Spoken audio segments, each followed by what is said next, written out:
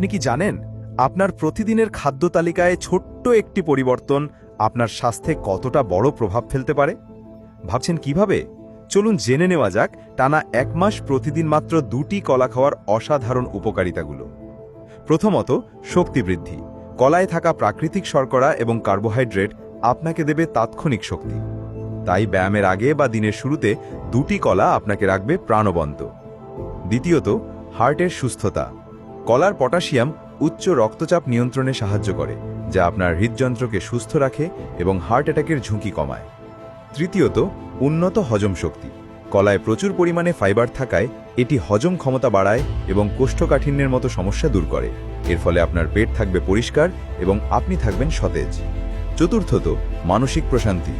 কলায় রয়েছে ট্রিপ্টোফ্যান নামক একটি উপাদান, যা শরীরের হ্যাপি হরমোন সেরোটোনিন তৈরি করতে সাহায্য করে। এটি আপনার মন মেজাজ ভালো রাখে এবং মানসিক চাপ কমাতে সহায়তা করে। পঞ্চমত, হাড়ের মজবুতি। কলায় থাকা ক্যালসিয়াম এবং ম্যাগনেসিয়াম আপনার হাড়কে শক্তিশালী করতে সাহায্য করে। এছাড়াও কলার রক্ত স্বল্পতা কমাতে এবং ত্বকের স্বাস্থ্যের উন্নতিতেও ভূমিকা রাখে।